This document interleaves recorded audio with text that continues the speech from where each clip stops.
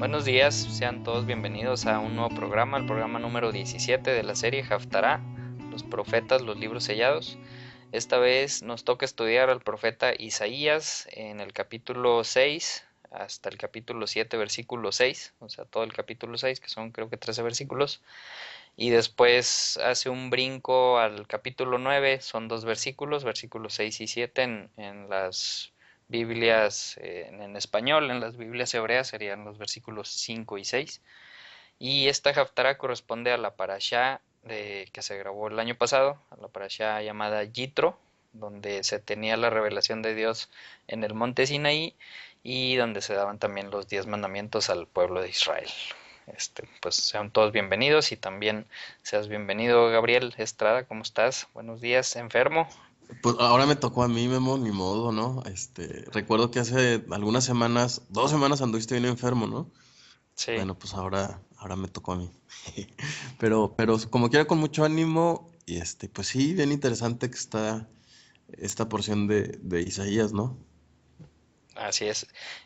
Ya nos había tocado alguna porción, una o dos, De que hacía un Isaías. brinco así, Ah, bueno, de Isaías, pero también que hacían un brinco, que se leían varios versículos seguidos y después hacía un brinco a otros versículos o a otro capítulo.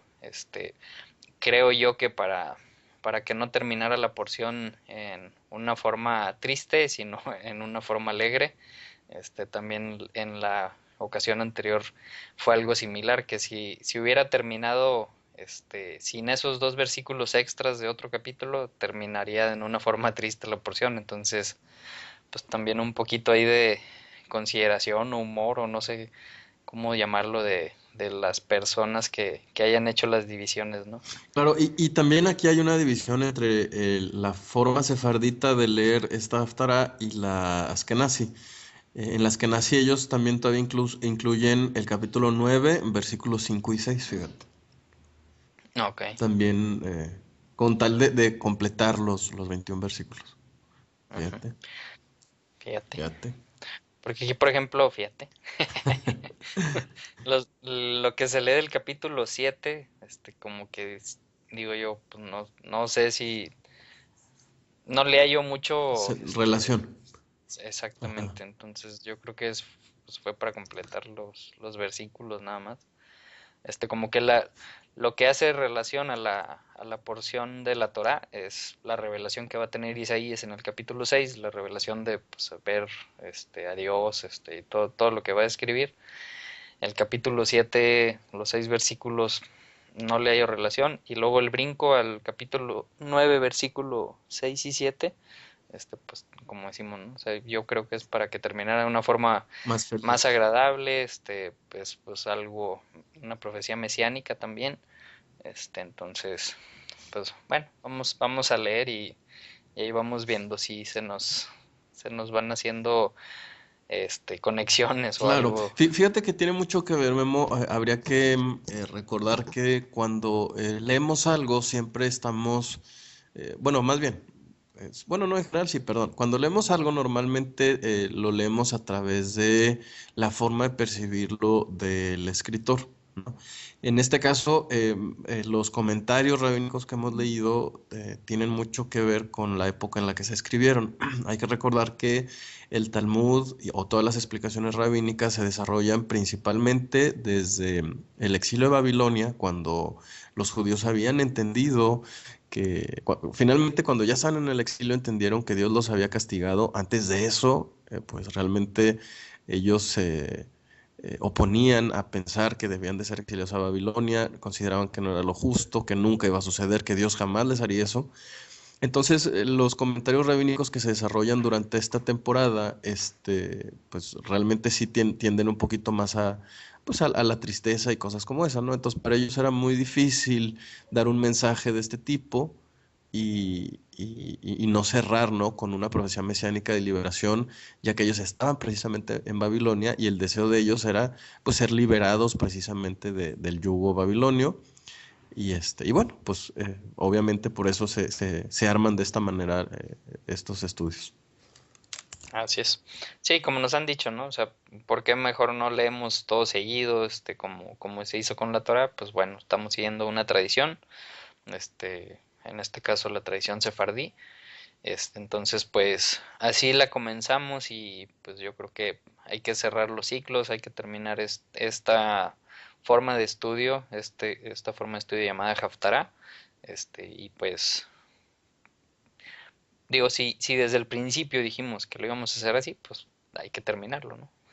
Y ya después a lo mejor cada quien podrá leer ahora sí todo el libro de Isaías seguidito, todo el libro de Ezequiel seguidito, para que no anden brincando de un lado a otro. Como otros. Sí, y de alguna manera creo que los contextos de los que hemos hablado, pues sí nos dan un poquito de dirección, ¿no? Ujú. De los profetas. ¿Qué más quisiéramos, no? Tener el tiempo de comentar toda la profecía, pero fíjate, nos tardamos un año en medio leer la Torá, que son apenas 5 libros, imagínate el resto de los libros de la profecía, que sería fascinante, probablemente sería bueno, Memo, a lo mejor leer los principales, ¿no? No sé, Ujú. Jeremías, Ezequiel, etcétera, etcétera. Pero bueno, ya veremos Todos. todos, ¿verdad? Pues sí, con esos 4 ya son todos. Ya veremos ahí qué vamos haciendo. Así es. Entonces, bueno, pues vamos a comenzar en Isaías capítulo 6 versículo 1 y dice, el año de la muerte del rey Usías vi al Señor, aquí, casi siempre en las versiones en español que tenemos, cuando dice Señor, la mayoría de las veces pues, lo pusieron así, pero realmente en el hebreo dice Yud Hei Vav Hei, ¿no? Pero sí hay algunas ocasiones, creo que por ahí de 160 ocasiones, que sí está la palabra en hebreo Adonai, que pues, se podría traducir como Señor. ¿Cómo podríamos saber que cuando está escrito Adonai se está refiriendo a Dios? Pues es precisamente por la terminación que tiene en I. Adonai, cuando se quieren referir a,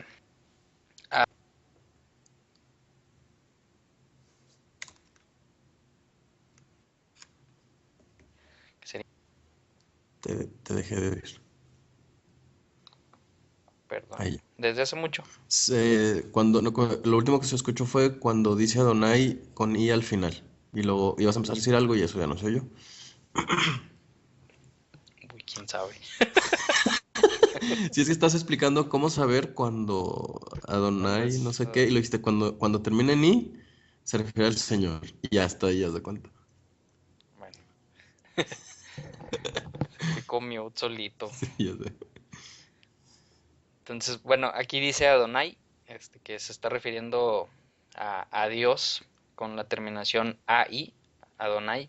Cuando llegamos a encontrar en la escritura la palabra Adoní en vez de Adonai, en el hebreo, se está refiriendo a un Adoní, es a lo mejor un mi señor refiriéndose a un rey o a un profeta, etcétera. Pero Oh. siempre que encontremos la palabra Adonai completa, sin duda se está refiriendo a Dios, aún y que no está poniendo el nombre de Dios, ¿no? El Yud Hei Vav Hei. Oye, Memo, pero bueno, hay algunas traducciones que no distinguen o no traen esta diferencia entre Adonai y Adoní.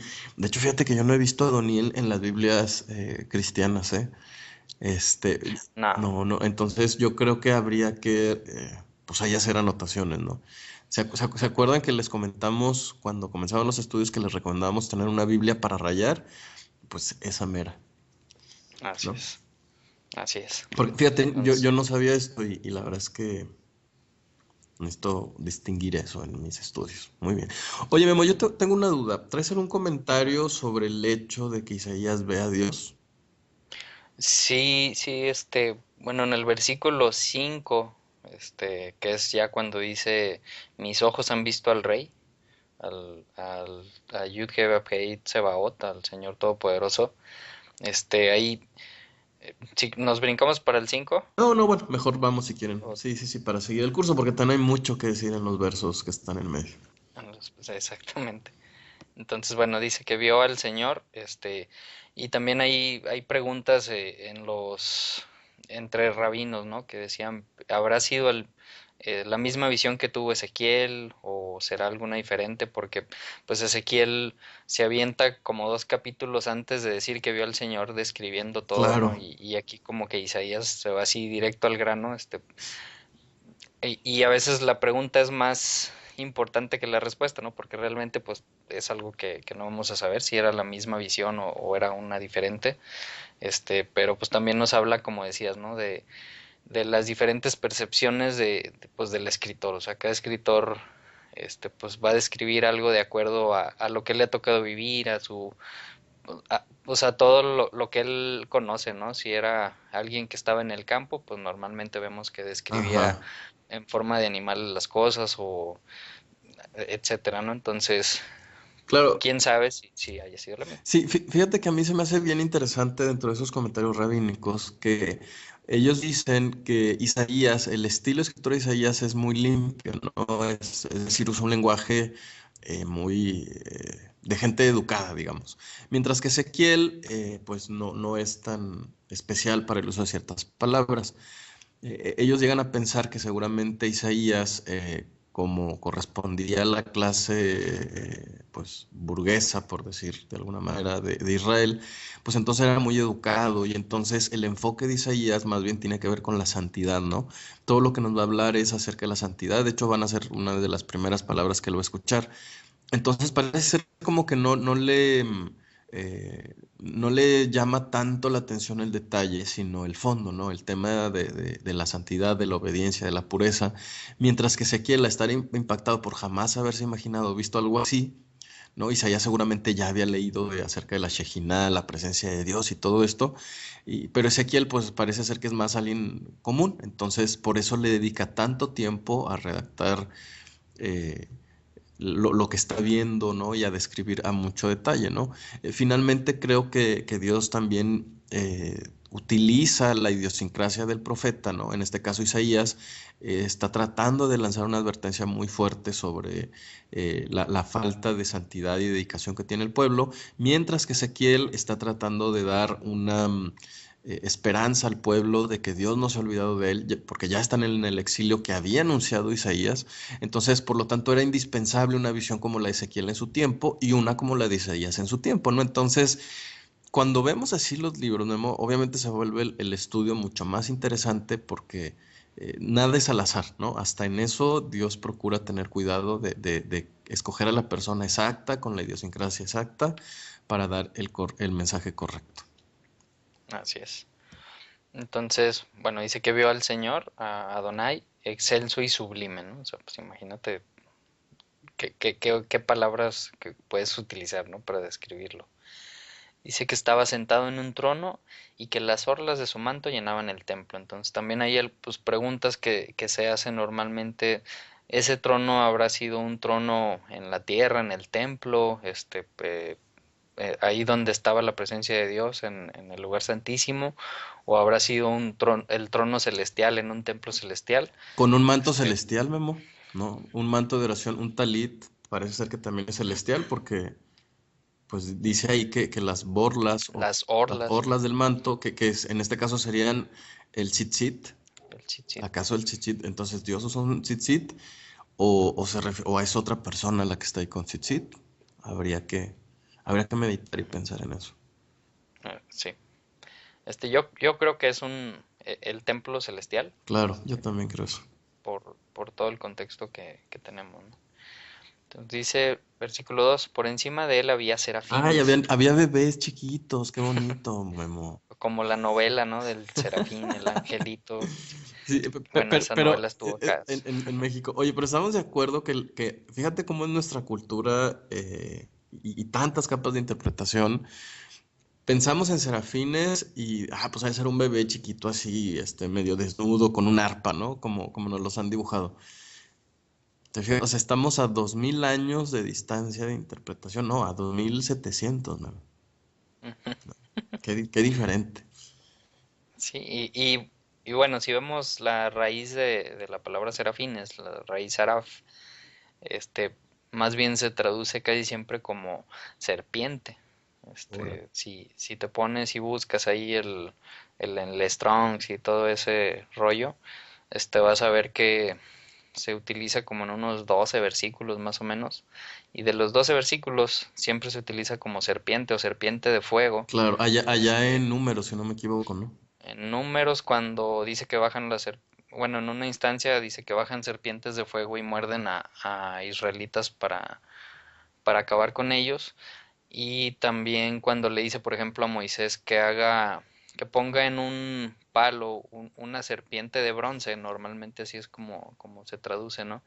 Para que cuando las serpientes mordieran a los israelitas, los que voltearan a ver la serpiente de Exacto. bronce, se curaran. Bueno, no dice serpiente de bronce, sino dice un serafín, Claro, un saraf. y eso tiene mucho que ver también con el momento histórico que se está vendiendo, que se está viviendo, porque no es la época de bronce. El bronce todavía no existía, lo más que existía era el cobre, ¿no? Entonces parece ser Ujú, que cuando se refiere a la serpiente, se refiere a la serpiente ardiente, que en todo caso podría haber sido de cobre, ¿no? Para darle esa ujú. forma así como de Como de fuego, como fuego, dorado, una cosa así, ¿no? Y así pues sí, es. es muy interesante. Hay varias ocasiones también en las que Dios habla a través de algo que está ardiendo, ¿no? Hay algunos, por ahí un salmo que dice que Dios hace a sus servidores fuego abrasador. Ezequiel también ve algo como brasas de fuego. Entonces, el fuego siempre es un elemento constante en las áreas o en los lugares donde la Shejinah o el resplandor de Dios aparece. Entonces, Ujú. más allá de la apariencia, supongo que lo más importante es qué significa este tema del fuego, del sarof, del ardor, ¿no? Así es. Y de hecho, solamente en este pasaje, cuando vemos que se habla del saraf o del serafín, es en el único que se le da un tipo de forma o imagen pues como de ángeles, ¿no? Como de seres divinos, con alas. Digo, en todas las demás instancias que se utiliza esta palabra, pues se refiere a ellos como serpientes de fuego o como tal la acción de quemar algo, ¿no? Entonces, es interesante saber eso, ¿no? Para no imaginarnos ir con el bebé volando con alitas y medio desnudo, como decías. Y ahora imagínate, dice, y cada uno de los cuales, o sea, cada uno de los serafines tenía 6 alas. Dice, con 2 de ellas se cubrían el rostro, con 2 se cubrían los pies y con 2 volaban. Entonces, tampoco, Claro. si no supiéramos qué significa Saraf, y qué significa serpiente de fuego o quemar, pues tampoco, con esta descripción tampoco nos podemos imaginar al bebé gordito volando, ¿no? Perdón, perdón, es que me causa mucha gracia. Entonces, bueno, imagínense eso. Yo he estado así tratando en mi mente, dibujarlos y no, no. Sí, sí, exacto. Y normalmente ese es el tipo de dudas que la gente que lee estos libros es la que tiene. Fíjense que igual yo los invitaría a no tanto a dibujar lo que estamos leyendo, sino a otra vez ponernos en los pies del escritor que no nos puede decir era como una nave, era como un cohete, era como un rayo láser, porque tales cosas no existían en su época y por lo tanto esas palabras no existían. Entonces, lo mismo sucede en el llamado Nuevo Testamento cuando bajan como lenguas de fuego. Pues ellos no Ujú. saben describir eso que están viendo como una radiación que se mueve, ¿no? Y es como de fuego, no es literalmente que haya fuego sobre su cabeza. Entonces ellos toman elementos de la naturaleza y entonces aquí la pregunta es, ¿realmente son alas, no? O sea, o ¿por qué dice que cubren sus pies, no? O sea, ¿dónde tienen las alas en los tobillos? Sería muy difícil entender esto, ¿no? Entonces más bien habría que pensar como qué se imagina, o sea, qué estaban viendo más o menos, ¿no? Eran las palabras que tenían a su alcance. A lo mejor si viéramos algo como esto hoy, Memo, una persona diría, vi un ovni, ¿no? Podría ser. Tal vez, puede ser. Sí, de hecho ahí sí, si pones en Google serafín bíblico y te vas a imágenes, pues te vas a encontrar con todo tipo de imágenes, ¿no? Desde así de tipo cómics, vi algunos así que eran como ovnis, un chorro de imágenes. Claro, Yo creo de gente que está igual, ¿no? ¿Y cómo será? Y se ponen ahí a dibujar, claro. pero pues no, ¿quién sabe? ¿Quién sabe qué habrá visto Isaías?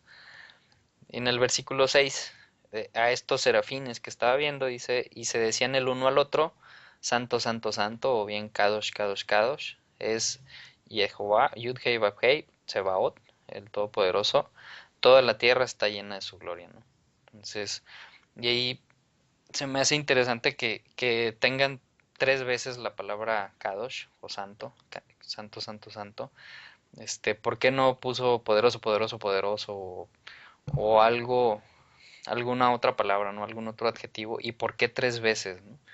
Este, ¿Tú alguna idea de por qué sean tres veces? ¿Por qué sean la palabra Kadosh, Kadosh, Kadosh tres veces? Bueno, fíjate que hay que recordar que a los rabinos les llama mucho la atención cuando alguna frase se menciona tres veces. Parece ser que podríamos interpretar de la siguiente manera. Entonces cuando nos vayamos al cielo, como mucha gente piensa o opina, que está bien, si tú opinas que te vas a ir al cielo, está bien. Y van a estar siendo todo el tiempo santo, santo, santo y adorando a Dios por toda la eternidad, ¿no? Sin embargo, los rabinos más bien lo que están entendiendo es que ese es el énfasis que Dios está tratando de dar a través del mensaje, ¿no? Entonces, es muy interesante que aparezca esta expresión porque precisamente esa es la exigencia de Dios hacia la humanidad, o ese es el mensaje que Dios quiere transmitir al permitir que Isaías vea esta visión, ¿no? A Ujú. mí es lo que me hace clic realmente.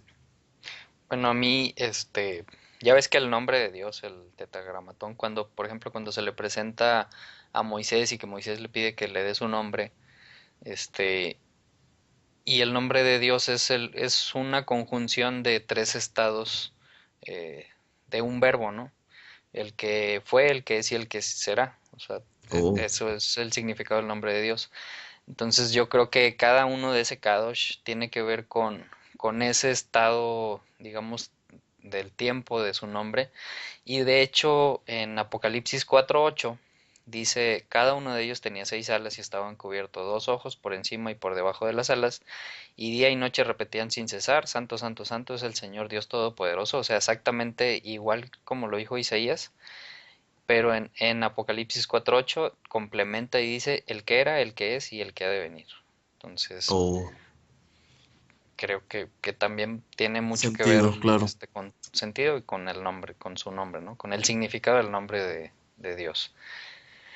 Y versículo 4 dice, al sonido de sus voces se estremecieron los umbrales de las puertas y el templo, o que más bien la palabra templo realmente no existe en hebreo, ¿verdad? La palabra, siempre que se pone templo, se refiere a la casa o el beit, Ajá. y aquí dice Jabait, o sea, la casa se llenó de humo, ¿no? Ahí pues hace mucho clic con el versículo 1 que decía que estaban en su trono, y que sus tzitzit, sus orlanes caían y llenaban todo el trono. Bueno, aquí pues sigue hablando sobre ese templo, sobre esa casa de Dios, ¿no? Que Además, estaba ahí. la descripción, Memo, nos recuerda mucho a lo que sucede en Monte Sinaí, ¿no? Cuando la presencia de Dios baja al monte, pues hay truenos, bueno, hay un estruendo también, hay humo, ¿no? Hay un temblor. Entonces, pues sí, definitivamente Ujú, estamos hablando de la presencia del Eterno. exactamente. Y ahí empieza así la relación que te puede estar haciendo recordar la parashot de Jitro, o sea, que es cuando se ve precisamente que desciende esa presencia de Dios, ¿no? Y todo esto que comentabas en el monte Sinaí. Por eso se escogió esta porción de Isaías para hacer recordar a la gente eso, ¿no? Precisamente. Y en el versículo 5 dice, entonces grité, ay de mí que estoy perdido, soy un hombre de labios impuros y vivo en medio de un pueblo de labios blasfemos. Uy. Y no obstante mis ojos han visto al Rey, al Señor Todopoderoso, ¿no? Que lo que comentamos hace ratito, o sea, cómo, qué, qué habrá sido, cómo habrá sido, o por qué Isaías pudo ver al Señor Todopoderoso. Si habíamos visto, por ejemplo, en Éxodo 30:20, que decía, pero que Moisés le pidió, no, déjame ver tu rostro, y decía, pero debo aclararte que no podrás ver mi rostro porque nadie puede verme y seguir con vida. Sin embargo, un poquito antes, también o sea, en Sinaí, En el 24:10, en el mismo Éxodo, dice, y vieron al Dios de Israel bajo sus pies, había una especie de pavimento de zafiro tan claro como el cielo mismo. Entonces, sí está confuso, Está ¿no? confuso, bastante Sí, confuso. se puede ver o no se puede ver, o qué vieron o qué no vieron. Habrán visto lo mismo los israelitas en el Sinaí que lo que vio Isaías y lo que vio Ezequiel, o no, no sé, ¿tú qué comentarios traes? Híjole, Memo, fíjate que el tema de cómo se ve Dios es un tema tan profundo que si quisiéramos entender, tendríamos que repasar, a lo mejor quien mejor lo explica es Colosenses, ¿no? Juan 1:1. eh, Fíjate que en el judaísmo a Dios se le concibe como, no como una persona, sino como una fuente de poder tan grande que es imposible imaginársela, ¿no? Esta fuente de poder tan... Si Dios se retira completamente de su creación, la creación desaparece porque nada puede sostenerse por sí mismo excepto Él. Él es el único que es, el que era y el que ha de venir, ¿no? Él es el único que es por sí mismo, ¿no? Pero tampoco puede mostrarse de frente, porque si se muestra de frente, Memo, pues desaparece, ¿no? Es tal su santidad, es tanto poder que te consume. Esa es la idea general del judaísmo. Pero fíjate cómo en el mismo judaísmo se nos da otra opción, ¿no? Cuando Dios empezó a crear las cosas, Memo, actuó a través de 10 emanaciones, ¿no? Los judíos le llaman Sefirot.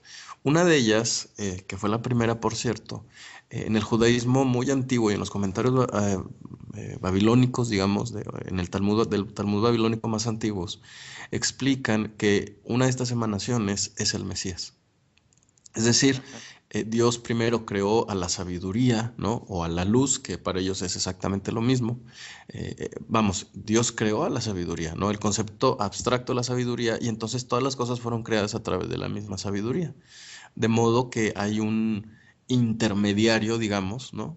Entonces, así es como Dios se ha comunicado siempre con el resto de las cosas creadas. Por eso, allá en el Evangelio de Juan, Memo dice, en el principio era la palabra, ¿no? Es decir, cuando Dios empieza a hablar, Dios es tan grande que su palabra se separa de él, es algo creado. Dice, y en el principio era la palabra y la palabra era Elohim, es decir, era una potencia, era un poder, y la palabra estaba con Elohim, ¿no? Entonces, eso tiene mucho que ver, son conceptos, pues sí, de pronto nos parecen muy confusos y abstractos, aunque cuando ya se analizan con un poco más de detenimiento tienen bastante sentido, ¿no? Y esta es una de las razones por las que el libro de Isaías por poco y no entra dentro del canon bíblico del judaísmo, porque incluso todavía hay varios autores del Nuevo Testamento que nos dicen que en realidad nadie ha visto nunca a Dios, ¿no? Tan Ujú. es así que los mismos apóstoles le dicen a Yeshua, oye, dinos cómo es, porque en todos los libros judíos nadie explica cómo es físicamente el Eterno, ¿no? Y entonces Yeshua le dice, bueno, ¿no me has visto a mí acaso? No, si tú te fijas allá en Colosenses, dice que Yeshua es la imagen, ¿no? Y la palabra que utiliza es ícono, dice del Dios invisible. Es decir, Colosenses sigue confirmando que Dios es invisible, no puede ser visto. Y la manifestación más clara de Dios es el Mesías. Ok. Órale. Entonces, te di una respuesta más o menos, si te fijas. No. Entonces la pregunta es, ¿vio realmente Isaías a Dios? Si a mí me preguntaras, yo te diría no. Entonces, ¿qué vio Memo? Pues alguna de las emanaciones de Dios. Podría ser el Mesías, podría ser, fíjate. Podría Ujú. ser el ángel más grande del cielo, el que está sentado en el trono. Podría ser, ¿no? Obviamente en estos libros, Memo, no había sido revelado el Mesías, ¿no? Entonces, evidentemente nunca iban a ellos a pensar que habían visto al Mesías. Pero sí vemos en ejemplos como el que tú diste hace rato, como hay varias ocasiones en las que una persona ve a un ángel y dice, y piensa que vio a Dios, ¿no? Porque como nadie se lo ha imaginado, pues dicen, híjole, vi a Dios y me voy a morir. Y entonces el ángel dice, no, no te preocupes, no te vas a morir. Y entonces dice, yo nada más soy un siervo y sube, ¿no? Es Ujú. como que Dios ha mostrado algo para que el ser humano se haga la idea, pero realmente el ser humano aún no ha visto nada. Qué interesante. Está interesante. pero se puede empezar a tornar un poco confuso para la gente, ¿no? Claro, Entonces, para el decir, entonces, si esa emanación es la representación de Dios, entonces esa emanación es o Dios no es, o no es claro, Dios. Si esa emanación fue una creación de Dios, obviamente que pues no es Dios, ¿verdad? Porque Dios lo tuvo que crear, y pues a Dios no lo creó nadie, ¿no? Entonces, es un tema confuso, ¿no? Y sí se torna muy difícil sí, lo que comentabas hace rato, de al principio la palabra era Dios y luego se hizo hombre y todo eso. Entonces, claro. sí son temas difíciles que ya hemos tocado, digo, en el transcurso del año pasado que estudiamos la Torá no me acuerdo si hemos tocado en estas haftarás que nos han tocado, pero, híjole. Sí, es difícil. Yo creo que uno de los temas que nos pueden ayudar a entender un poco más este concepto es la agencia divina, ¿no? Es decir, Dios siempre actúa a través de la propia creación, ¿no? Entonces, podemos entender que Dios actúa a través de su palabra, ¿no? Para crear las cosas. Y entonces Dios crea un mundo en el que Dios decide revelarse a través de un pueblo, en este caso Israel, ¿no? Es decir, conforme vayamos avanzando en la lectura de la Biblia, vamos a ver que Israel también es el intermediario entre Dios y los gentiles, ¿no? Es decir, Israel va a ser quien va a dar el mensaje a los gentiles para que todos vengan. Entonces, este principio se repite una y otra vez. Entonces, si lo pensamos un poco, a lo mejor nos puede clarificar un poco el tema, ¿no? Pero Ujú. definitivamente habrá gente que diga sí vio a Dios, ¿no? ¿Por qué? Precisamente porque son conceptos muy abstractos, pero al mismo tiempo Deuteronomio nos sigue diciendo, no viste ninguna figura en el monte Sinaí, por tanto no te hagas una imagen. Entonces, claro, un concepto tan grande, Memo, siempre se presta a confusión. Así es. Sobre lo que comentas de la agencia divina, pues un ejemplo muy, muy, muy claro es, digo, para que si tienen tiempo, vayan a escuchar la parasha correspondiente a la historia de José el soñador, de Joseph, cuando ya está en Egipto y que ya es la mano derecha de Faraón y que todo el mundo ve a Joseph y lo ve como Faraón, incluso cuando los hermanos de Joseph llegan ahí y están con él sin saber que era su hermano, ellos mismos se referían a Joseph como el faraón, ¿no? O sea, veían a Joseph y pensaban que era el faraón, siendo que realmente no era el faraón, ¿no? Y digo, en esa porción se ve muy claro, cómo funciona eso, ¿no? De que todo el mundo lo ve, piensa que es faraón, pero al momento en que termina su misión, José, el soñador, le regresa todo lo que ganó y se lo da al faraón, verdadero, por decirlo de alguna forma. Claro, hay otro ejemplo clarísimo también cuando Dios manda a Moisés y a Aarón con el faraón, ¿no? Que le dice, oye, es que, ¿qué voy a hacer? ¿Cómo voy a hablar? Y le dice, mira, Moisés, va a ser bien fácil. Tú vas a ser como Elohim para el faraón y Ujú, tan vas a ser como Elohim, como Dios, que Aarón va a ser tu profeta. O ujú, sea, tú vas a hablar a través de un profeta así como hablo yo. Entonces yo te doy el mensaje a ti, tú se lo pasas a Aarón y que Aarón lo hable al faraón. Entonces ujú. imagínate que llegan ante el faraón diciendo, yo soy Dios. Y dice Así Dios, es. ¿no? Y dice Dios que liberes a mi pueblo. Entonces, yo creo Faraón agarró sus cuadernos y dijo, a ver, entonces Moisés es Dios o no es Dios, porque me está dando un mensaje que dice, libera a mi pueblo. Ah, Ujú, ¿verdad? ¿Era Moisés Dios? Evidentemente no lo era.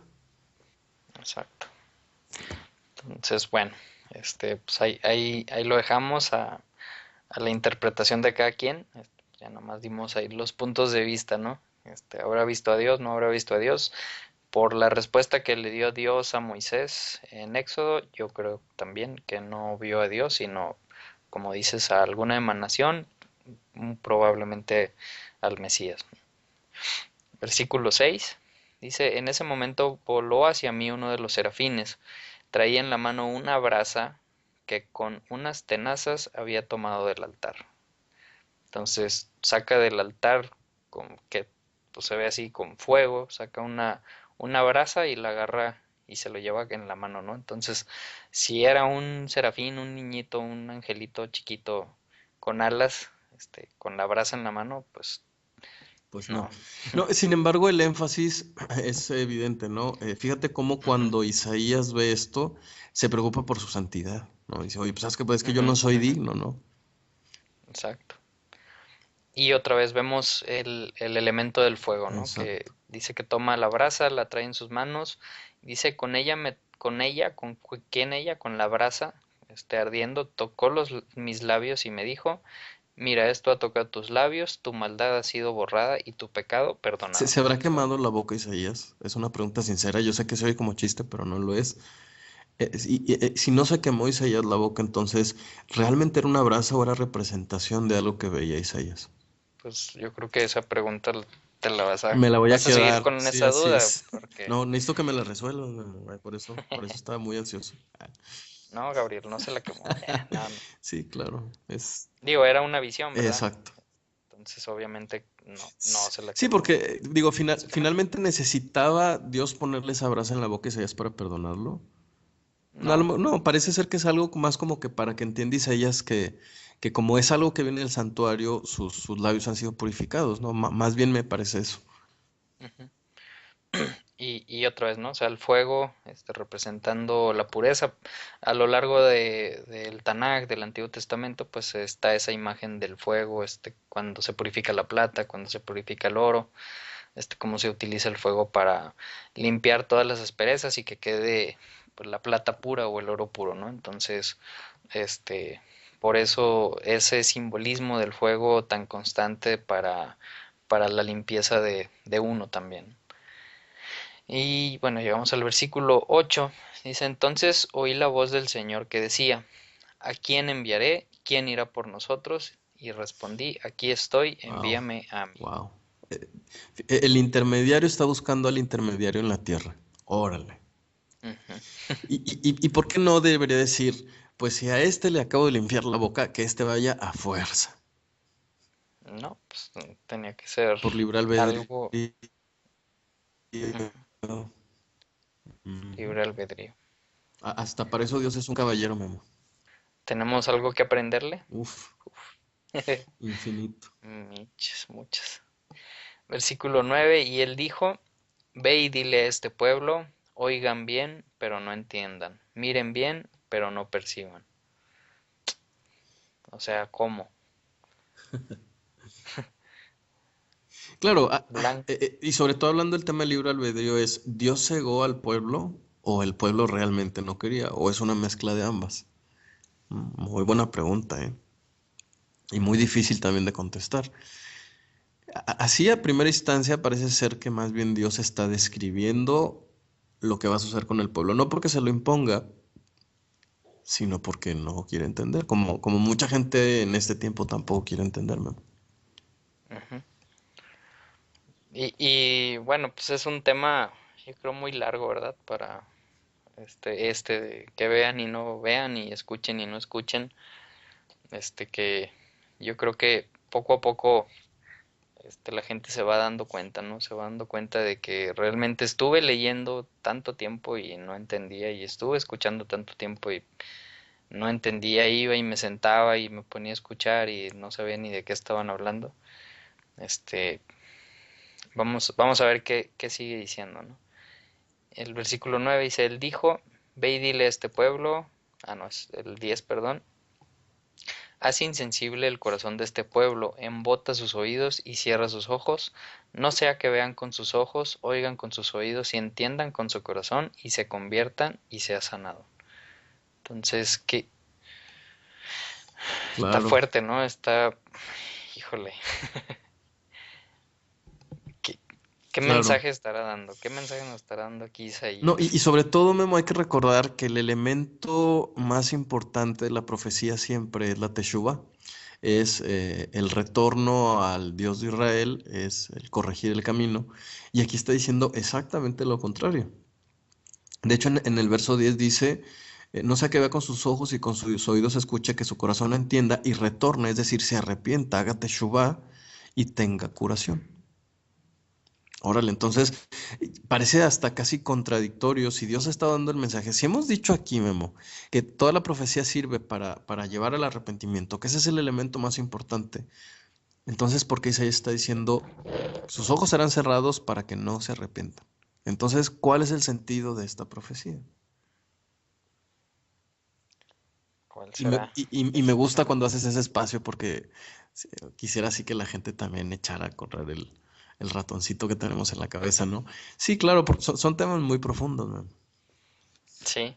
Y de hecho, pues como que Isaías también se sorprendió, ¿no? Por el versículo 11 que dice, entonces exclamé, ¿hasta cuándo, Señor? Claro, O sea, les voy a ir a decir eso, va a pasarles eso, que se van a cegar, que no van a entender. ¿Hasta cuándo? O sea, ¿por qué? ¿Por qué tendré yo que dar este mensaje? O sea, que pobre Isaías, ¿no? Que también pues está entre la espada y la pared, ¿no? Y Dios le respondió, hasta que las ciudades queden destruidas y sin habitante alguno, hasta que las casas queden deshabitadas y los campos asolados y en ruinas, hasta que el Señor haya enviado lejos a todo el pueblo y el país quede en total abandono, y si aún queda en la tierra una décima parte, ésta volverá a ser devastada. claro. Fíjate que, perdón, qué interesante, Memo, porque la pregunta, sí, la pregunta y la respuesta tienen mucho que ver con aclararnos un poquito el panorama. Dice Isaías, ¿hasta cuándo va a ser esto? ¿Hasta cuándo va a estar entorpecido el corazón del pueblo? De lo que habla el verso 10. Pero, Memo, resulta que Dios le dice a Isaías, entorpece el corazón de este pueblo. Si yo te dijera, Memo, ve y entorpece el corazón de la gente que está en tu colonia, ¿tú qué harías? Uy, Pues, ¿qué pues, les dices? No, eso es imposible, ¿no? Entorpecer el corazón de alguien. Dios puede entorpecer el corazón seguramente, pero otro hombre. Bueno, sí hay una manera, fíjate, si lo piensas un poco de entorpecer el corazón de alguien. ¿qué? Háblales con sinceridad y háblales directo. Si oye, ¿sabes qué? Esto estás haciendo mal, la gente inmediatamente te va a decir, no, no, ¿qué te pasa? No, ¿cómo crees? Tienes que cambiar. No, yo no tengo que cambiar. Ese es mi ego, soy yo, y yo hago todo bien y yo me merezco todo. Ujú. ¿Estás equivocado? No, no estoy equivocado.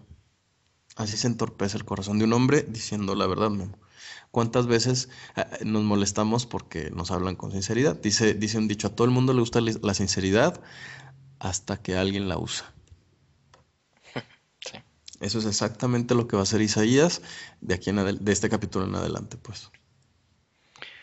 O sea, el decirle sus verdades. Pues sí, es entorpecer el corazón, porque normalmente nos molesta, Memo. Nos molesta escuchar cuando alguien nos dice las cosas como son. Es un símbolo o una señal de madurez cuando alguien puede sentarse y decir, ¿sabes qué? No me gusta esto de ti. Híjole, pues es que yo así soy, pero pues sí tienes razón, déjame pensar, algo tengo que hacer, ¿no? Entonces, esa es la madurez que a veces como seres humanos no hemos alcanzado y esa es la mejor forma de entorpecer, no nada más a un pueblo, sino una relación, a veces, ¿no? Sin embargo, parece ser que Dios quiere que nos confrontemos a nosotros mismos y ese es el mensaje, ¿no? Que va a dar incluso Rav Shaul Pablo en el llamado Nuevo Testamento.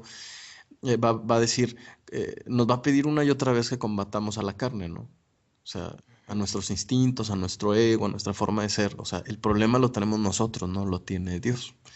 No por nada Isaías es el primer gran profeta, si vamos viendo el orden cronológico de los profetas, ¿no? Y entonces lo que estoy diciendo es que si Dios me hablara y me dijera, ve y entorpece el corazón de mi colonia, y si yo voy y agarro y me pongo a hablarles sobre la Torá, sobre las instrucciones, ¿eso entorpecería el corazón de mi colonia? Porque les estaría diciendo, o sea, les estaría dando el espejo para que vean todo lo mal que se está haciendo. Claro, entonces yo te lo voy a preguntar, te voy a devolver con otra pregunta. No nada más a ti, sino a la gente que nos escucha y que en algún momento determinado ha tratado de compartir esto que estamos leyendo. Cuando tú has comentado eso, porque esto a ti ya te ha pasado, ¿no? Cuando tú has tratado de compartirle a alguien, a tu familia, ¿no se molesta la familia porque dice, bueno, ¿y quién es Memo? Ujú. O sea, te dicen, no, Sí. pues primero tú, ¿no? Y entonces dices, espérate, es que el mensaje no es mío, te estoy diciendo lo que alguien dijo. Por eso el Ujú. tema, el intermediario, parece entorpecer todo, Memo. Ese tema, el intermediario, entorpece todo, pero también parece ser que es el plan de Dios. que la creación se perfeccione a sí misma, ¿no? Es como si yo te dijera, no sé, en tu trabajo, Memo, ¿no? Tú de repente dices, híjole, a ver, ¿por qué no viene el dueño de la empresa y le dice a que recoja la basura porque la tira en cualquier parte? Entonces tú vas a decir, no, no, pues para eso hay un departamento encargado. Bueno, pues parece ser que Dios tuvo más o menos ese plan desde el principio. ¿Por qué? Esa es la Ujú, pregunta interesante. ¿Por qué exactamente. nos escogió a los seres más imperfectos para dar este mensaje y para grabar audios? ¿Por qué, Memo? Ay, pues para, para que Él se lleve la gloria. Pues sí, Y exacto, no alguien perfecto, no alguien que digas, wow, no, Él nunca se equivoca en nada, claro. siempre hace todo bien, Qué siempre guarda bueno, se lo Shabbat merece. al 100%, siempre ayuda a la Nunca gente, dice siempre... groserías, nunca tiene un mal pensamiento, nada. Ah, pues sí, se lo merece. Fuera de ahí nadie. Pues no. Ujú, no, más bien para que veas, mira, agarró este... A este menso y lo puso ahí en el micrófono. Mira, Ujú, cuánta misericordia. exacto. Entonces, híjole, pues qué interesante, ¿no? O sea, está muy, yo creo que muy profundo y muy interesante estos versículos, porque entonces sería, ve y les vas a hablar sobre esto, sobre la verdad, sobre la Torá, se van a entorpecer los corazones por todas las razones que diste. Yo creo que me queda muy claro con ese ejemplo de si voy yo y le digo a alguien y van a decir, pero pues mira tú tampoco haces esto, este, entonces se pueden entorpecer sus corazones, pero cuando tomen el mensaje, no del intermediario, sino el mensaje en sí, entonces es lo que dice el versículo 10, ¿no?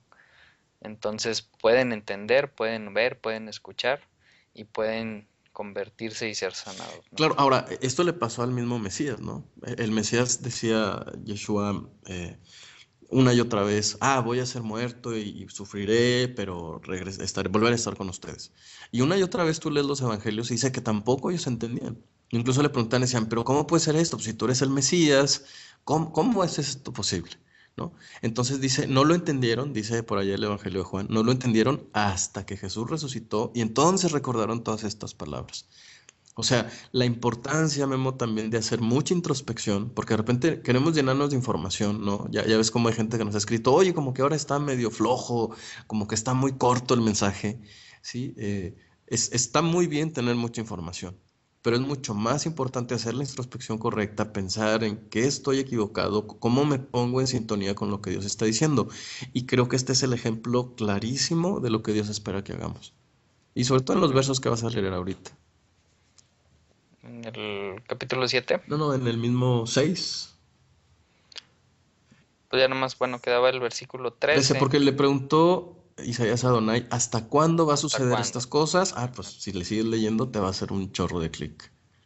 Sí, sí, hasta que las ciudades queden destruidas y sin habitante alguno, hasta que las casas queden deshabitadas y los campos asolados y en ruinas, hasta que el Señor haya enviado lejos a todo el pueblo, y el país quede en total abandono, y si aún queda en la tierra una décima parte, ésta volverá a ser devastada, pero así como al talar la encina y el roble queda parte del tronco, esa parte es la simiente santa. Eso fue exactamente lo que sucedió. Todos fueron enviados a Babilonia. En Babilonia entendieron el mensaje de Isaías. Dijeron, híjole, sí, Dios nos había dicho. El hijo reconoce, el hijo ya que pasa por el sufrimiento, que madura, reconoce que su papá tenía razón. Y entonces los rabinos empezaron a escribir todos los comentarios que hemos estado diciendo. ¿Qué tal? ¡Wow! Capítulo 7 son 6 versículos que te digo, como que yo no sé por qué se agregaron estos 6 versículos, yo creo para completar los 21. Dice, versículo 1 el capítulo 7, Acaz hijo de Jotán y nieto de Usías reinaba en Judá. En ese tiempo reina Resín, el rey de Siria, y Pekaj, hijo de Remalías, rey de Israel, subieron contra Jerusalén para atacarla, pero no pudieron conquistarla. En el palacio de David se recibió la noticia de que Siria se había aliado con Efraín y se estremeció el corazón de Acaz y el de su pueblo, como se estremecen por el viento de los árboles del bosque, ¿no? Entonces, como que se empieza a tornar, pues, turbia la historia, ¿no? O la porción y se empieza a ver como que no va a terminar en un buen término. Dice el versículo 3, el Señor le dijo a Isaías, ve con tu hijo Sear Yashub a encontrarte con Acaz, donde termina el canal del estanque superior, en el camino que conduce al campo del lavandero, perdón. Dile que tenga cuidado y que no pierda la calma, que no tema ante el enojo ardiente de Resín, el sirio, ni ante el hijo de Remalías, que no se descorazone a causa de estos tizones humeantes, y dile también que Efraín, junto con el hijo de Remalías y el sirio, han tramado hacerte mal, pues piensan subir contra Judá y provocar el pánico, conquistarla y poner allí como rey al hijo de Tabel. Claro, Entonces, híjole. imagínate que ahí se terminar. No, pues sí. Pero, sin embargo, sí hay una enseñanza, ¿eh? Porque fíjate, son capítulos, el 7 y después del 6. ¿Por qué se corta de pronto toda esta enseñanza, digamos, esotérica, esta visión celestial? Y de pronto es interrumpida por cosas bien, pues, bien terrenales, ¿no? Oye, pues el rey tiene miedo, el rey sirio lo va a conquistar. ¿Qué hacemos? Te pido consejo, ¿no? Entonces, por un lado, la importancia de aterrizar todos estos conceptos en nuestra vida diaria, Memo, es la introspección a la que nos referíamos. Después de recibir este mensaje, imagínate que tú ves algo así, ¿no? Que Isaías está viendo algo así, embelesado, viendo una visión, escuchando cosas que nadie ha podido oír, y de pronto, oye, ¿qué hacemos con los enemigos? Ujú. ¿No? Entonces, aterrizar todas esas cosas que vemos, traer esa espiritualidad a nuestra vida y pues obviamente en el contexto histórico, Memo, hay que recordar que Asiria había estado tratando de conquistar toda esa zona, ya se había llevado las 10 tribus y ahora pues amenaza con atacar Judá, ¿no? Más adelante en el mismo libro de Isaías y en alguno me parece ser que es Crónicas, ahorita no recuerdo bien el número, pues vamos a ver que efectivamente el rey asirio trata de llegar a Judá y Judá ni siquiera tiene que defenderse, hay un ángel ahí, una plaga que mata absolutamente a todos los soldados, ¿no? Entonces, la fidelidad de Dios sigue ahí, ¿no? A pesar de que hay un castigo, Dios mide el castigo, pero jamás deja a su pueblo. Ujú. Amén, Amén. amén. Amén, hermano. Y bueno, entonces ya nos brincamos hasta el capítulo 9, versículo 6 y 7, para cerrar con una nota mejor, con una profecía mesiánica. Yo creo que los rabinos que estuvieron escogiendo estos versículos para hacer lo correspondiente a la Parashá Yitro, pues han de haber visto en estos versículos pues algo mesiánico, ¿no? Porque digo, hay comentarios, ¿no? Y dice que aquí va a estar hablando pues, sobre un rey terrenal, sobre alguien que ya vivió y que ya murió, pero también por el contexto y como no lo va a describir, pues obviamente que está hablando también del Mesías, ¿no? Entonces, el versículo 6 de la versión de la nueva versión internacional dice: porque nos ha nacido un niño, se nos ha concedido un hijo, la soberanía reposará sobre sus hombros y se le darán estos nombres. Es un chorro de nombres, ¿no? Consejero admirable, Dios fuerte, Padre eterno, príncipe de paz. Entonces tiene 4 nombres, algunos dicen que son 7 nombres. Este, y si está hablando del Mesías, pues también ahí nos está diciendo pues que es Dios fuerte y que es Padre eterno, ¿no? Entonces, ¿cómo estará esto? ¿Cómo estará esto? No, yo creo que estaba hablando de Mem. ¿De mí? Sí, se me hace que sí está hablando de ti, ¿no? ¿O de quién estaría hablando, no? Es decir, estamos en un contexto de guerra, ¿no? El rey asirio quiere atacar a Jerusalén y entonces ese es realmente el contexto. El rey que va a querer atacar a Jerusalén es Sennacherib, es Segunda de Reyes 18, ya lo encontré, Memo. Entonces, pues ahí, bueno, Isaías 36 también describe la situación, pero entonces ahí, entonces de pronto imagínate, oye, estamos en guerra, va a venir el Mesías un día. Sí, sí, sí, pero estamos en guerra hoy, ¿qué hacemos, no? Hay que recordar que el Mesías está prácticamente codificado, escondido en toda la profecía, Y literalmente lo que significa este capítulo 9 verso 5 es que se está describiendo al rey, al siguiente rey que tendría Jerusalén, que finalmente pues va más o menos a obedecer a Dios, le va a demostrar mucha más obediencia que los reyes anteriores. Sin embargo, aquí la situación empieza en la segunda parte del verso 5. O sea, realmente puedes hablar de un hombre como el hacedor de maravillas, eh, como un Padre eterno, un Dios poderoso, ¿acaso será esto? Que su reino no va a tener fin. Entonces, parece ser que Dios le promete la salvación al pueblo y aprovecha para dar un brillo de lo que será el reinado final del rey final y eterno que tendrá, pues no nada más Israel, sino el mundo, ¿no? Bueno, ahí nada más para que no se confunda la gente, Gabo dice versículo 5, está leyendo de un Tanaj Ah, hebreo. sí. En las Biblias, en todas las demás es el versículo 6, digo, para que no piensen que Ah, ok. estamos leyendo cosas Ok, diferentes. sí. No, Bueno, mira, voy a leer la versión, otra versión, que dice más o menos muy similar. Dice, porque un niño nos es nacido, un hijo nos es dado, cuyo dominio reposará sobre sus hombros, y le será dado el nombre. En hebreo, estos cuatro nombres sería Pele Yoetz, el Gibor Avi, Ad Shar Shalom, ¿no?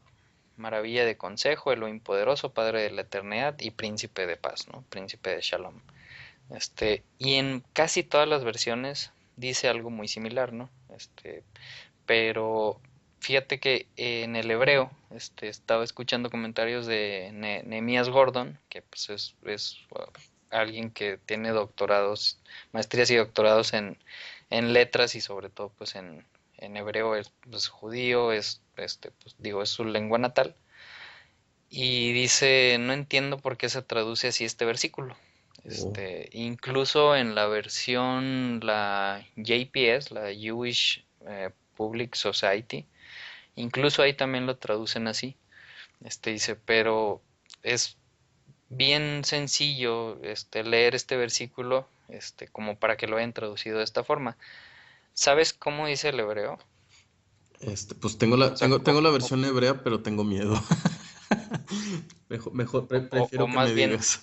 la, bueno, ¿cómo lo traduciría cualquier persona que tuviera el libro de Isaías en hebreo y que lo estuviera leyendo y que te lo tradujera al español o al inglés? Diría, porque un niño nos es nacido, un hijo nos es dado, cuyo dominio reposará sobre sus hombros, y el maravilloso consejero, el Elohim poderoso, el Padre de eternidad, le puso por nombre Príncipe de Paz. Claro, O sea, el nombre de esa persona que se está refiriendo es Príncipe de Paz. ¿Y ese nombre quién se lo puso? claro. El Padre eterno, el Elohim poderoso, el maravilloso consejero, ¿no? O sea, Wow. cómo cambia la perspectiva 100%, ¿verdad? Fíjate que sí, y a veces creo que ya no sé si es un error de percepción o de lectura. Fíjate cómo dice la versión hebrea que como bien dice estoy leyendo. Pues un niño ha nacido para nosotros. Eso me llamó muchísimo la atención porque pues ¿quién está hablando, no? Un hijo nos ha sido dado, la autoridad ha recaído sobre su hombro y llamó su nombre el hacedor de maravillas que proporciona consejo, Dios poderoso, Padre eterno, gobernante de paz. Sin embargo, si no vemos las comas y los puntos, Memo, tampoco en hebreo lo entendemos. Ujú. Prácticamente, mi versión está diciendo eso que tú dices, pero no percibí lo que me estabas diciendo hasta que me lo aclaraste. ¿Te fijas cómo Isaías habla exactamente lo que es y nosotros no entendemos? Exacto. Está aquí, lo estoy leyendo y sin embargo en mi mente tenía yo esa capa de interpretación de que se llamará Hacedor de Maravillas que proporciona consejo. No, dice, y llamó su nombre el Hacedor de Maravillas que proporciona consejo, Dios poderoso, Padre eterno, gobernante de paz. Ujú. O sea, ese Padre eterno le llamó gobernante o príncipe de paz. Exacto, nada más que Fíjate, como dices, ¿no? O sea, tenemos tantas capas de interpretación, claro. que pues ya lo leemos por default así Sí, lo completo, repetimos así de corridito, bla, bla, bla, bla, bla, bla, bla, ¿no? Gracias porque hoy me quitaste una venda terrible que tenía en este versículo. Sí, no, a mí también híjole, decía yo, ¿qué, cómo vamos a ver este versículo?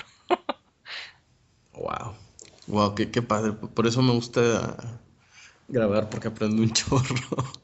Gracias, Memo, de verdad. Oh, no, no, pues no. Yo no Te fui adoramos, Memo. Ah, no, que diga no, perdón.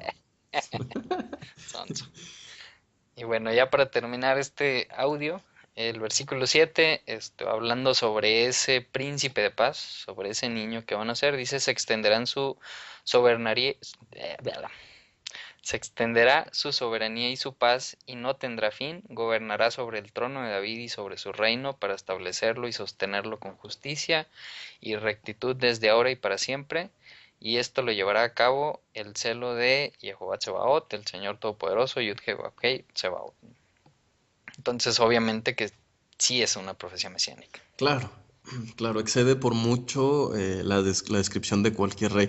Y aprovechando, Memo, que acabamos de pasar toda esta situación, de verdad le quiero decir a la gente que de verdad yo no había entendido esto hasta ahorita que lo dijo Memo. He hablado con algunas personas, Memo, que están estudiando, que están enseñando, y de pronto les da como, les digo, oye, pues no quieres participar en el audio. Y me dice, no, es que ustedes saben mucho y citan el hebreo y quién sabe dónde sacan la información. La verdad es que creo, digo, salvo lo que tú escuches o leas, la mayoría de las páginas que consultamos y que están a la mano de todo el mundo son páginas judías, ¿no? Sin embargo, a veces, como se pudieron dar cuenta, a veces uno percibe una cosa y el otro no. En este caso, pues a mí se me durmió el gallo, como decimos en México. Pero no es que sepamos mucho, si alguien quiere participar, pues digo, sé que la invitación está abierta, Memo. Claro. Pues que se sumen, ¿no? La verdad, la idea es aprender unos de otros, como justamente acaba de pasar. Qué padre que sucediera en vivo, no fue actuado, ni mucho menos. Entonces, no sientan que sabemos mucho, repasamos unas horas antes y a veces cuando nos ponemos de acuerdo decimos, pues es que no he podido estudiar y yo sí, pues yo más o menos, a ver, tú habla más y tú habla menos. Entonces, pues súmense, ¿no? Son tiempos de la cosecha y necesitamos un montón de trabajadores. Exacto. Y nada más pues es decir los comentarios Que que leemos. Sí. sabemos, que hemos leído, que hemos escuchado, este, y no hay un guión así que digamos, bueno, vamos a seguir este guión y tenemos que tocar este tema y este no y este sí. Simplemente pues vamos como platicando, ¿no? Sí, exacto. Platicando la perspectiva de cada quien. Así es. Entonces, anímense, no tengan miedo. Todo lo pueden en Cristo que los fortalece. Así es. Pues bueno, entonces terminamos, Gabriel. Órale, pues muy padre, estuvo el estudio muy padre, muy Nada más intenso. tosiste una vez, fíjate, Nada un más, sí, poquito. pues es que le puse silencio muchas veces. Bueno. Además editamos el audio, chicos, así que no se preocupen si tosen o si Sí. tienen flujo nasal o así como nos ha pasado antes. Ujú, así es. Bueno, pues que tengan una muy bonita semana. Chava shalom a todos. Esperamos que esta semana esté llena de bendiciones y que sea una semana tranquila. Así es, ojalá. Sí, Para mí. sí, para ti también. Chao, chao, Memo, muchas Chava gracias. shalom.